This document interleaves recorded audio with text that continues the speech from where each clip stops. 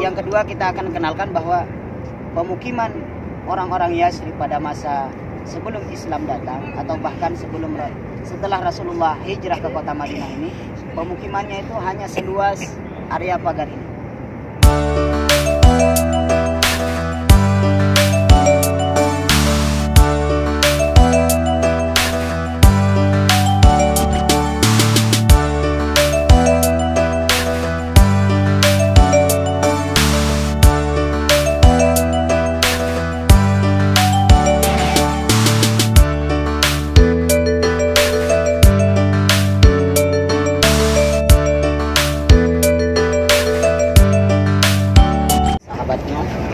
Nah ini pintu, ini namanya Babus Salam, pintu nomor 1. Biasanya kalau kita mau ziarah ini untuk bapak-bapak ya, untuk ziarah saja, yang nanti melewati depan pemakaman Nabi, tapi bukan ke Raudhah, hanya ziarah, berziarah mengunjungi makam Nabi. Nanti panjenengan bisa kalau tadi ini di jalan ini lurus saja, nanti kita ketemu pintu ini. Ini namanya Babus Salam.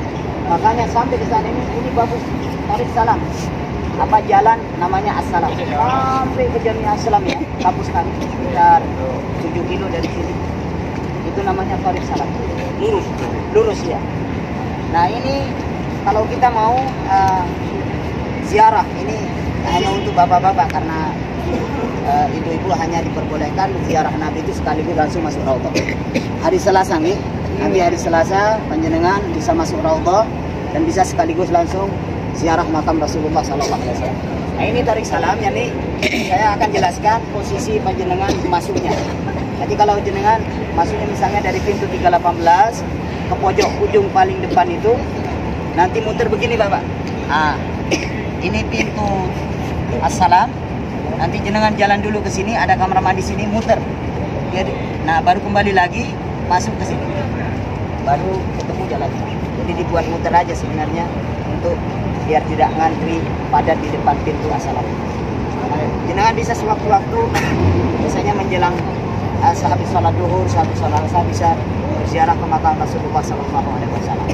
Nah, kemudian di sini di foto di sebelah sini, ini adalah foto depan makam Rasulullah SAW. Posisinya kurang lebih di sini. Jadi bukan di sini, tapi di sini, di tengah-tengah.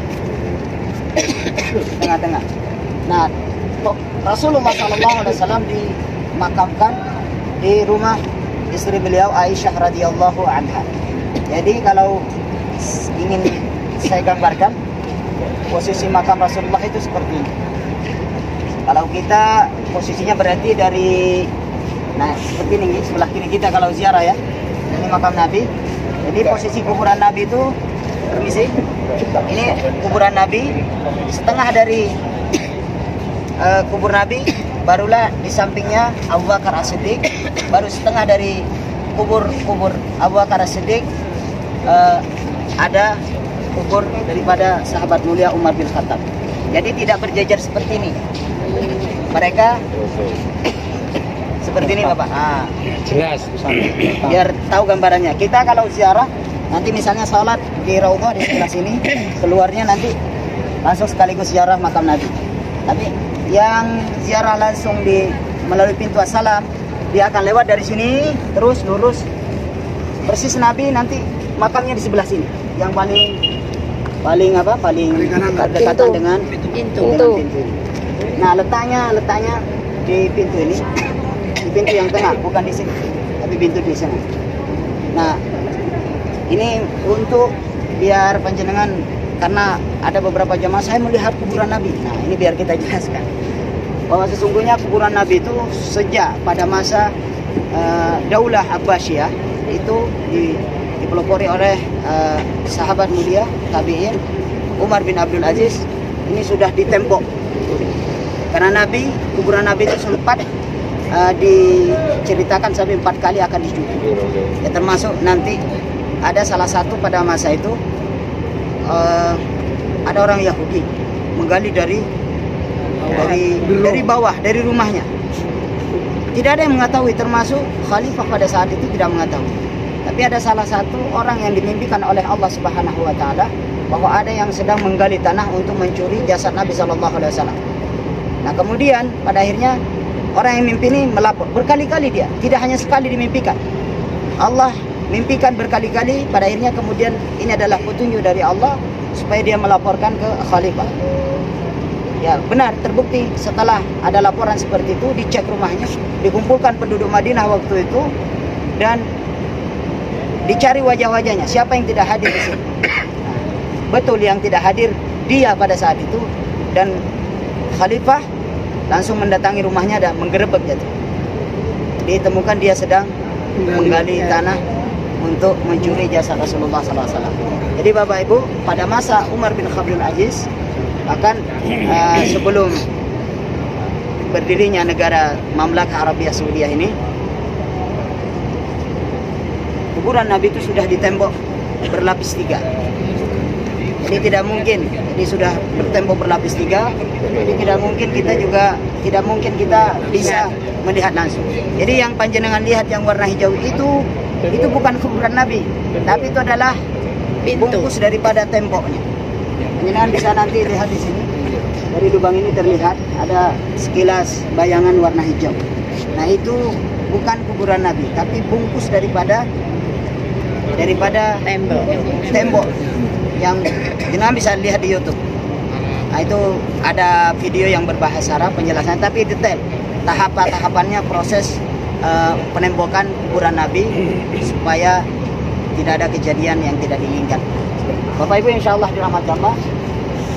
Nah, di sini ada 3 sahabat mulia, 2 sahabat mulia yang menemani Rasulullah Sallallahu Alaihi Wasallam, dan mereka lah yang nanti pertama kali dibangkitkan setelah Rasulullah.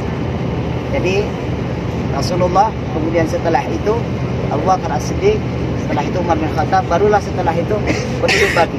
Itu dijelaskan dalam riwayat seperti itu.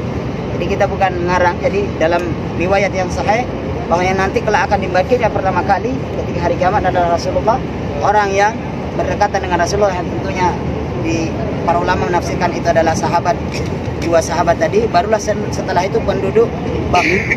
Barulah setelah itu orang yang dikuburkan di Ma'la, Jannatul Ma'la, di Makkah, kota Makkah Mukarramah. Barulah setelah seluruh manusia yang akan dibangkitkan. Nah, Bapak Ibu, insyaallah di depan sini, di depan kuburan Nabi ini ada rumah istri Nabi, yaitu anak daripada Abu Bakar Umar bin Khattab, yaitu Zainab binti Umar bin Khattab. Jadi Umar bin Khattab itu sekaligus menantu mertua Rasulullah Sallallahu Alaihi Wasallam. Di depan sini, artinya di sebelah kanan ini. Jadi ini kan dulu ini rumah Aisyah, tempat Rasulullah meninggal itu. Sampai Aisyah radhiyallahu anha meninggal pun beliau tetap tinggal di sini. Jadi kamar Aisyah itu kurang lebih 6 kali 4 meter luasnya.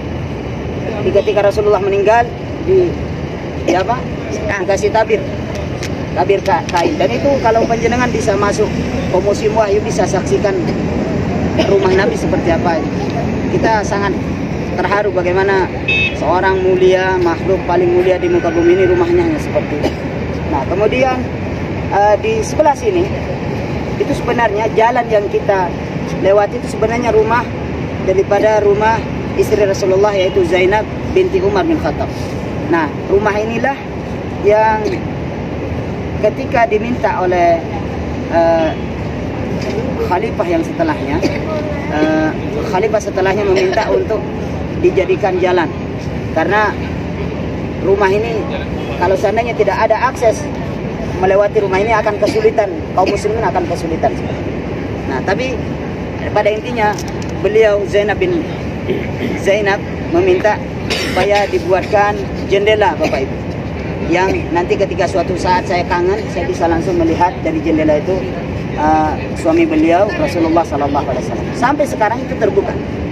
Nah, itu jendela yang sampai hari kiamat tidak akan pernah tertutup, karena itu wasiat daripada Zainab binti Umar bin Khattab. Panjenengan kalau nanti sudah berada di sini, noleh ke sebelah kanan, pasti akan melihat jendela itu. Jendela itu wasiat daripada istri Rasulullah Zainab untuk dibuatkan apa jendela.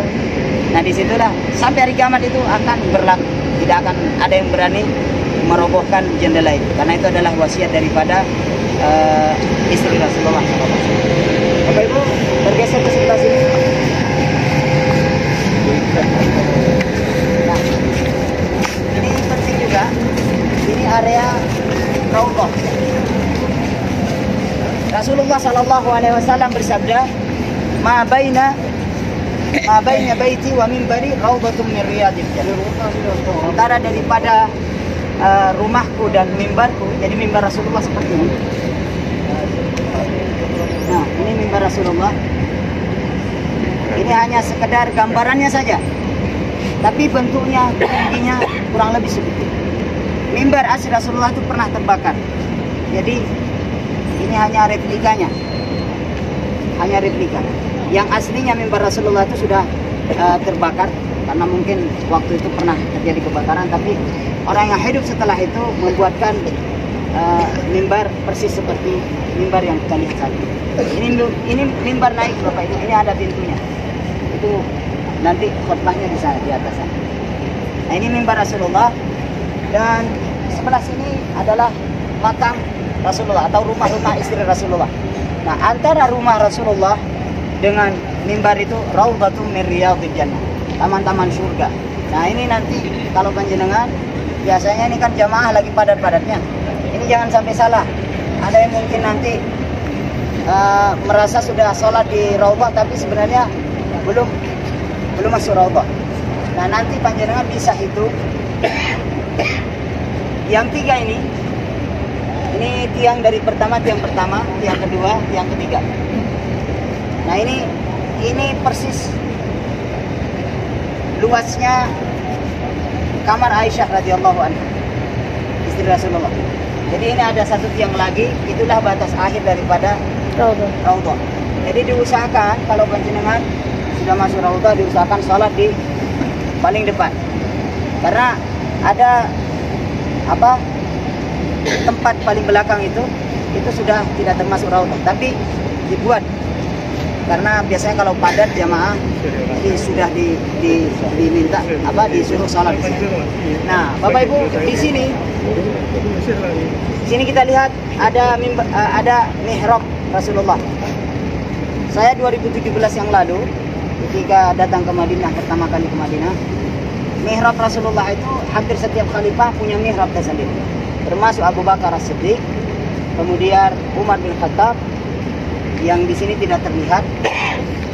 Ali bin Abi Thalib ini beliau menjadikan mihrab ini sebagai mihrabnya beliau ketika menjadi khalifah, dan dilanjutkan setelah itu oleh Kesultanan Turki Utsmani. Nah, jadi Kesultanan Turki Utsmani, Khalifah Turki Utsmani langsung menjadikan mihrab itu di sini. Tapi setelah pandemi kembali ke sini lagi, ke mihrab aslinya. Jadi jarang orang sholat sekarang di depan. Meskipun Ramadan, semua imam sudah sholatnya di dalam raudhah. Nah, tapi sebelum pandemi, imam itu sholat di sini, di depan, pas di samping sebelah kanan kita ketika kita ingin berziarah. Nah, ini penting yang kaitannya dengan masalah hukum sholat berjamaah. Nah, Bapak Ibu, nanti kalau panjenengan sholat, nanti biasanya para panitia pengawas penertiban sholat jamaah itu memberi karpet. Artinya kalau di depan karpet itu berarti sudah sejajar dengan imam. Apalagi sampai di depannya lagi. Nah itu jangan sampai kemudian kita sholat di depan imam, yang menyebabkan nggak sahnya sholat kita. Itu ya, sekedar penjelasan tentang mihrab Rasulullah. Ini mihrab, posisi mihrab Rasulullah yang asli. Nah, jadi batas daripada raudhah itu persis hanya beberapa meter setelah mimbar Rasulullah Sallallahu Alaihi Wasallam. Ini kurang lebih hanya 1,5 meter Bapak. Ini 2 meter gitu. Sampingnya itu batas asli raudhah. Sebelah sini kita bisa sebelum penutupan kita.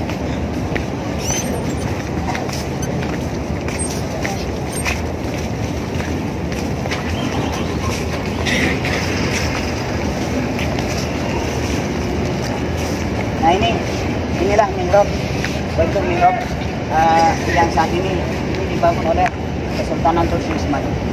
Jadi mihrab Rasulullah yang dibuat tempat imam itu tadi letaknya persis di samping daripada mimbar Rasulullah SAW. Nah, ini kita bisa saksikan di foto ini. Ini area Masjid Nabawi. Yang dulu, ini bisa kita ubah hijau. Yang dulu ini bangunan asli daripada bangunan Masjid Nabawi. Tapi ini hanya perluasan. Bapak Ibu bisa saksikan pada masa Rasulullah bangunannya hanya kurang lebih sekitar 24 meter kali sekian. Itu bangunan asli daripada Masjid Nabawi. Setelah Khalifah Umar bin Khattab, beliau melakukan sebuah perluasan sehingga bangunannya lebih luas lagi. Nah, ini yang paling depan, ini bangunan awal sebelum raja-raja berikutnya. Raja-raja Saudi termasuk orang yang punya jasa besar terhadap perluasan Masjid Nabawi. Nah, sebelah sini ini ada pemakaman Baqi. Dan nanti di sebelah kiri kita kalau menghadap kiblat ini Baqi. Nah, di sini nanti ini insya Allah kalau masih buka, panjenengan bisa sekaligus ziarah nanti untuk laki-laki, gitu. Perempuan tidak boleh. Nah, di sini ada pemakamannya ini nih. Ini ahlul baitnya Rasulullah Sallallahu Alaihi Wasallam. Ini termasuk putra beliau Ibrahim dan orang-orang keluarga daripada keluarga Rasulullah SAW. Jadi bisa masuk, Bapak Ibu, kita masuknya lewat sini. Bisa naik tangga lewat sini. Ini ditutup. Bisa naik tangga terus masuk ke sini. Kita bisa berkeliling ke sini, jalan-jalan sini bisa muter balik. Nah, ini pemakaman Baqi.